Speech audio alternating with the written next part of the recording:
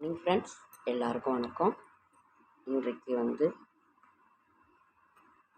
வெள்ளிக்கிழமை, அம்மனுக்கு உகந்த நாள். எல்லாருமே இன்றைக்கு வெள்ளிக்கிழமை அம்மனுக்கு உகந்த நாள். நீங்கள் எந்த தெய்வத்தை விரும்பி கும்பிட்றீங்களோ அதை கும்பிடுங்க. ஆனாலும் நீங்கள் விளக்கேற்றி சாமி கும்பிட்டு வீட்லேயே நீங்கள் இது பண்ணுங்கள். இல்லைன்னா கோயிலுக்கு போய் தரிசனம் சாமியை பார்த்துட்டு வாங்கலை. உங்களால் முடிந்தால் பூ வாங்கி கொடுங்க. அப்படி இல்லைன்னாக்கா தரிசனம் மட்டுமாவது பண்ணிட்டு வாங்க. இன்றைக்கு அதே மாதிரி 31/5/2024, அதாவது மே மாதத்தின் கடைசி நாள் என்று. நாளைக்கு ஜூன் 1ஆம் தேதி. தமிழ் மாத பிறப்பாக இருந்தாலும் சரி, ஆங்கில மாத பிறப்பாக இருந்தாலும் சரி, நாம் வாங்க வேண்டிய முக்கியமான ஒரு பொருட்கள் நாம் எப்போவுமே வாங்குவோம். பூ, மஞ்சள், ஒரு 10 ரூபாய்க்கு வாங்கினா கூட போதும். பூ, மஞ்சள், அரிசி, பருப்பு, கல்லுப்பு, இதை நீங்கள் வாங்குறது அவ்வளவு ஒரு சிறப்பானது. நாம் அது எப்பொழுதும் வீட்டில் பால் தூங்கி எழுந்திரிச்சோன்னே நம்ம வாங்கிடுவோம். நாம் எப்பொழுதும் வீட்டில் செழிப்போட லக்ஷ்மி கடாட்சகம் இருந்துக்கிட்டே இருக்கும். அதனால் நீங்கள் நாளைக்கு இன்று அழகான இந்த மே மாதத்திற்கு விடை கொடுத்து நாளைக்கு ஜூன் 1ஆம் தேதியை நாம் வரவேற்போம். அதனால் இந்த நாளை கட்டாயம் இதை வாங்குங்க. 31/5/2024 மே மாதம் வெள்ளிக்கிழமை, குரோதி வருடம் வைகாசி மாதம் 18ஆம் தேதி. இன்றைக்கி அஷ்டமி தீதி காலையில் 9 வரைக்கும் இருக்குது. அதுக்கப்புறம் நவமி தீதி. காலையில் தேய்பிரை அஷ்டமி. நேற்று காலபைரவர் நைட்டு தான் காலபைரவர் வழிபாடு நீங்கள் பண்ணியிருப்பீங்க. பூரட்டாதி நட்சத்திரம். அதற்கு பிறகு நவமி திதி, அதாவது கரிநாள். திருவிடைமருதூர் ஸ்ரீ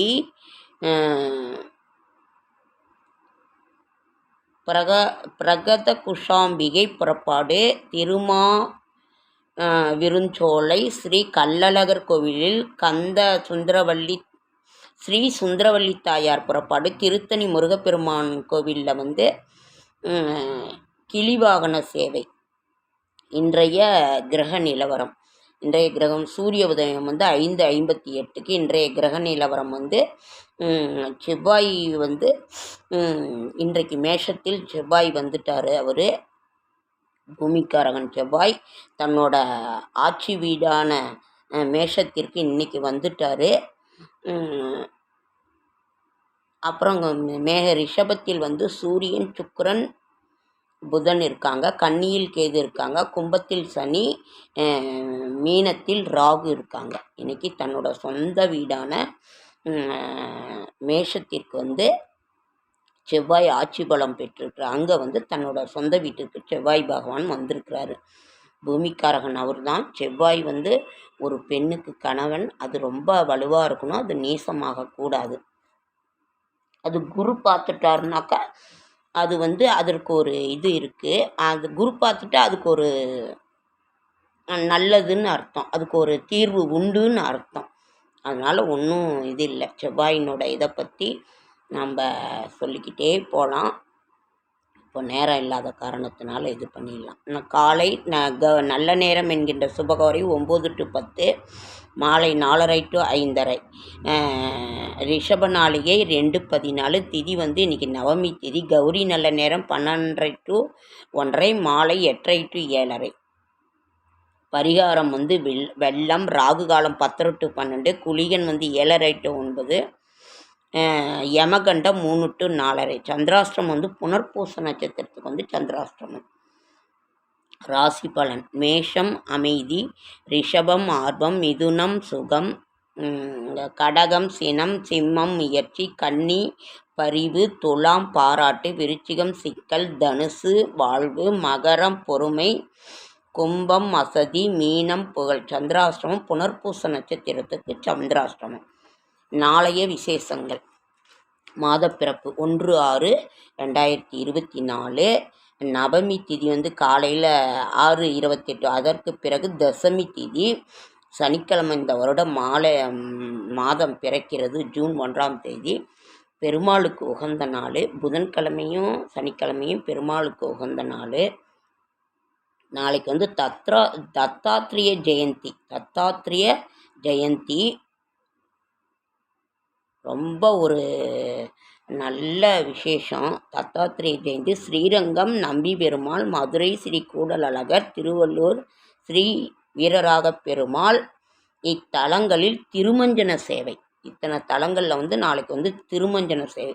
ஸ்ரீரங்கத்துலேயும் மதுரை கூடலழகர்லேயும் திருவள்ளூர் ஸ்ரீ ராகவ பெருமாள் கோயில்லையும் நாளைக்கு வந்து திருமஞ்சனம் நடக்கிறது. நாளைக்கு சர்வதேச குழந்தைகள் தினம். நாளைக்கு வந்து சர்வதேச குழந்தைகள் தினம். குழந்தைகளை வந்து நம்ம பத்திரமாக பார்க்கணும். குழந்தைங்களை வந்து விளையாட்டுத்தனமாக அது இருக்கக்கூடாது. ஜாக்கிரதையாக பத்திரமாக பார்த்துக்கணும். ஓகேங்க ஃப்ரெண்ட்ஸ், நாளைக்கு நீங்கள் ஒரு பொருளை மதித்தால் அதுவும் உங்களை மதிக்கும். அதே மாதிரி ஏழையானாலும் உள்ளத்தில் போதிய திருப்தி இருப்பின் அதுவே பெரிய செல்வமாகும். ஓகேங்க ஃப்ரெண்ட்ஸ், இன்றைக்கி நம்ம வந்து ஒரு முக்கியமான ஒரு விஷயத்தை நம்ம பார்க்கலாம். அதாவது திருப்பதி காலையில் நான் ஒரு பதிவு கொடுத்துருந்தேன். திருப்பதியில் வந்து காலங்காலமாக நடந்துக்கிட்டு இருக்கிற ஒரு இது வந்து திருப்பதி ஏழுமலையான் வந்து காலையில் யார் முகத்தில் முழிப்பார் அப்படின்ற ஒரு நல்ல பதிவு. அது நான் வந்து ஏற்கனவே நான் கொடுத்துருக்கான்னு தெரியல, ஆனால் காலையில் கொடுத்தேன். யார் முகத்தில் இல்லைன்னா நைட்டு வந்து திரை மூடி எல்லாம் சாவி இது பண்ணிவிட்டு காலையில் எழுந்து திறக்கும் பொழுது அன்னமையா கீர்த்தனைகளை வந்து ஒருத்தர் பாடிக்கிட்டு இருப்பாங்க. அன்னமையா கீர்த்தனைகள், அப்புறம் சுப்ரபாதம் ஒரு 10 பேர் நின்று இந்த பக்கமும் அந்த பக்கம் நின்று சுப்ரபாதம் பாடுவாங்க. சங்கநாதம் முழங்கும். அதே மாதிரி தூபாரணையோட கோவிந்தா கோவிந்தா கோவிந்தான் விண்ணை பிளக்கின்ற அந்த சத்தத்தோட அந்த எழுந்து யார் வருவாருனாக்கா அந்த இடையன், அதாவது கன்றோடு இருக்கின்ற பசு இடையர், அதை பிடிச்சிக்கிட்டு வர அவரு. ஏன்னா அது அங்கங்கே ஓடிடும் இல்லையா இடையர்.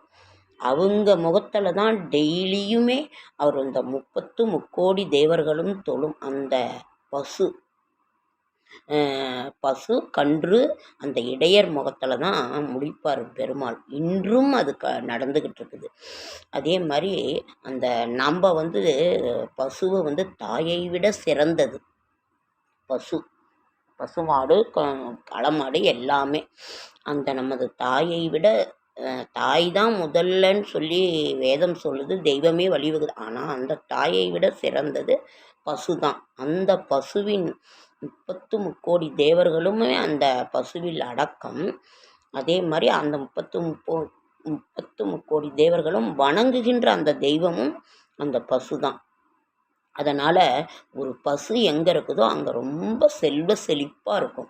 அயோத்தி வந்து பசுக்கள் நிறைந்த ஒரு பூங்காவனம்.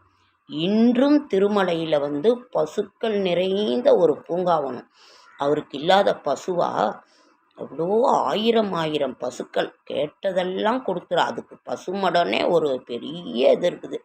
அங்கேருந்து தான் பால் வரும் ஏழுமலையானுக்கு. அதில் தான் அபிஷேகம் நடக்கும். இன்றும் ஒவ்வொரு கோவில்லையுமே அபிஷேகம் வந்து அந்த கோவிலில் இருக்க பசுமாட்டினோட பாலில் தான் அபிஷேகம் பண்ணுவாங்க. இதுதான் ஒரு காலங்காலமாக நடந்து கொண்டிருக்கின்ற ஒரு இது. அதே மாதிரி பசுக்கள் இருக்கின்ற ஒரு இடம் வந்து மிகுந்த செல்வ செழிப்போடு இருக்கும். அப்போ வந்து நான் ஒரு கதையே ஒன்று சொல்கிறேன். நம்ம கோவிந்தனே வந்து பூலோகத்துக்கு வந்து வராரு. பூலோகத்திற்கு வருகின்ற பொழுது அகத்திய முனிவர் வந்து தன்னோட பசுமடத்தில் இருக்கிறாரு. அப்போ வந்து ஒரு மாறு வேலை அம்மையும் அப்பனும் இருக்காங்க. அப்போ வந்து அவர்கிட்ட கேட்குறாரு. அப்போ வந்து அந்த சீடன் வராரு. எங்கே அவரு அப்படின்னு சொல்லும் பொழுது அவர் வந்து வெளியில் போயிடுறாரு. உனக்கு என்னப்பா வேணும்னு சொல்லி கேட்கும் பொழுது எனக்கு ஒரு பசுமாடு வேணும்னு சொல்கிறாங்க. பசுன்னா அப்போ வந்து மறாவது நாள் வந்து அகத்தியர் அவர் கேட்குறாரு அந்த சீடன்கிட்ட, அவர் என்ன கேட்டார் அப்படின்னு சொல்லி அகத்தியர் கேட்குறாரு. அப்போ வந்து அவர் வந்து இல்லை, ஒரு பசுமாடு கேட்டார், குருநாதர் வந்தால் தான் அது கொடுக்க முடியும் அப்படின்னு சொல்கிறாங்க. அப்போ வந்து பெருமாள் வந்து போகிறாரு. பெருமாள் வந்து போகும்பொழுது, நான் என்னோட மனைவியை வச்சு அதை பொழைச்சிக்கிறேன், எனக்கு ஒரு பசுமாடு மட்டும், ஏன்னா பால் தயிர் நெய் எல்லாம் அதில் கிடைக்கும், அதை வச்சு நான் பொழைச்சிக்கிறேன்னு தான் கேட்டது. அப்போ வந்து அவர் அகத்தியர் வந்து கூப்பிடுறாரு. அப்போ கோவிந்தான்ற நாமம் ஏன் உருவாயிற்று, எப்படி உருவாயிற்று அப்படிங்கிறதுக்காக நான் இந்த இதை சொன்னேன். பசுவினோட பெருமையையும் நான் சொல்கிறதுக்காக இதை நான் சொல்கிறேன். அப்போ வந்து கூப்பிட்றாரு, கோ இந்தா கோ இந்தா இந்தா, அதாவது பசு இந்தா எடுத்துகிட்டு போங்க, பசு இந்தா எடுத்துகிட்டு போங்கன்னு கூப்பிட்றாரு. அந்தனோட அந்த வார்த்தையும் அந்த பேரும் அவர் கூப்பிட்றதுக்கும் திருவேங்கடமுடையானுக்கு அவ்வளோ ரொம்ப பிடிச்சி போயிடுது. அதனால் அதை ரசிச்சுக்கிட்டே போகிறாரு. அவர் கூப்பிட்றது தெரியும், இருந்தாலும் கேட்காத மாதிரி போகிறாரு. அப்போ வந்து கோயிந்தா கோயிந்தா கோவிந்தான்னு சொல்லும் பொழுது அப்போ அதிலிருந்து உருவானது தான் கோவிந்தா கோவிந்தா கோவிந்தா. அப்போ பசுக்கள் வந்து அவருக்கு அவ்வளவு பிடித்தமான ஒரு இது. பசுக்கள் ஒரு வீட்லேயோ ஒரு இதுலேயோ வீட்டில் இருந்துருச்சுன்னா செல்வம் நிறைந்து இருக்கும். பால் தயிர் நெய் வெண்ணெய் அதை விற்று அவங்க அதை பொழைச்சி செல்வ செழிப்போடு இருப்பாங்க. பசுக்கள் அயோத்தி நகரம் முழுவதும், அதே மாதிரி ஸ்ரீவில்லிபுத்தூர் பால்கோவாங்கிறோம், ஸ்ரீவில்லிபுத்தூரில் வந்து இன்றும் அந்த பசுக்கள் நிறைந்த ஒரு பூங்காவனமாக இருக்கின்றது வந்து ஸ்ரீவில்லிபுத்தூர். அதனால தான் அங்கே பால்கோவா வந்து நிறைந்து இருக்கின்றது. அம்மா வந்து ஆண்டாளாக அவதாரம் பண்ணி அங்கே ஸ்ரீவில்லிபுத்தூரில் தான் அம்மா வந்து அவதாரம் பண்ணி ஸ்ரீரங்கநாதரை கரம் பிடிக்கிறாங்க. அதனால் அது கோவிந்தான்ற உருவான ஒரு இது. அதன் திருவேங்கடமுடையான் நம்முடைய பூலோகத்தில் அவர் காக்கும் தெய்வமான அவர் வந்து பசுக்கள் அவருக்கு ரொம்ப பிடிக்கும். அவர் தூங்கி எழுந்தவுடனே அவர் முழிக்கிறது வந்து அந்த பசு கன்று இடையர் முகத்தில் தான் அவர் முடிப்பார். சங்கநாதம் முழங்க, சுப்பிரபாதம் முழங்க, அன்னமையா கீர்த்தனைகளோட முழங்க, அப்படியே அந்த இதில் தான் தீப தூபாரணையோடு அவர் மறாவது நாள் காலையில் நைட்டு பூட்டிட்டா வந்து முழிக்கிறது வந்து அந்த பசு கன்றோட இடையனோடு இருக்கிற பசு கன்றின் முகத்தில் தான் முழிப்பார். இதுதான் வரலாறு. ஓகேங்க ஃப்ரெண்ட்ஸ், லைக் பண்ணுங்கள், ஷேர். லேட் ஆகிடுச்சு. லைக் பண்ணுங்கள், ஷேர் பண்ணுங்கள், கமெண்ட் பண்ணுங்கள், சப்ஸ்கிரைப் பண்ணுங்கள். என்னால் முடிந்த ஆன்மீக தகவலை தரேன். இன்றைக்கி வந்து 10 to 12 ராகு காலம். எல்லாம் கோயிலுக்கு போய் விளக்கு போடுங்க. துர்க்கைக்கு வீட்லேயே போட்டாலும் ரொம்ப சந்தோஷம். எலுமிச்சை தீபம் போடும் பொழுது அவ்வளவு செல்வ செழிப்பு வரும். அதனால் நான் முன்னையெல்லாம் போட்டுட்டு இருந்தேன். அவ்வளவு நல்லாயிருக்கும். போயிட்டு வாங்க. வீட்டிலையே கூட நினச்சி சாமி கும்பிடுங்க. ஓகேங்க ஃப்ரெண்ட்ஸ், லைக் பண்ணுங்கள், சப்ஸ்கிரைப் பண்ணுங்கள். என்னால் முடிந்த ஆன்மீக தகவலை தரேன். நாளைக்கு வந்து இன்னொரு பதிவில் பார்க்கலாம். என்ன பதிவுன்னா, நல்லவங்க ஏன் கஷ்டப்படுறாங்க, ரொம்ப கஷ்டப்பட்டுக்கிட்டு சோதிச்சுக்கிட்டு இருக்காங்க. ஆனால் நிறைய பணங்காசு வந்து அவங்க வந்து அவங்களுக்கு மட்டும், அதாவது கெட்டவங்கன்னு இல்லை, ஒரு சிலருக்கு நிறைய கொடுக்குறீங்களே ஏன் அதுன்னு சொல்லி ஒருத்தர் வந்து ஒரு பக்தர் வந்து இறைவன்கிட்டயே கேட்குறாரு. அப்போ அந்த இறைவன் சொன்ன பதில் என்ன, நாளைக்கு பார்க்கலாம். ஓகேங்க ஃப்ரெண்ட்ஸ், நாளைக்கு வந்து குழந்தைகள் தினம். குழந்தைங்களெல்லாம் பத்திரமா பார்த்துக்கணும். நாளைக்கு வந்து மாதப்பிறப்பு. இந்த அழகான மே மாதத்திற்கு விடை கொடுத்து ஜூன் மாதத்தை நாம் வரவேற்போம். அது தமிழ் மாதமாக இருந்தாலும் சரி, ஆங்கில வருட மாதமாக இருந்தாலும் சரி, அந்த மங்களகரமான பொருட்களை நாம் வாங்குவோம். பூ, மஞ்சள், அரிசி, பருப்பு, கல்.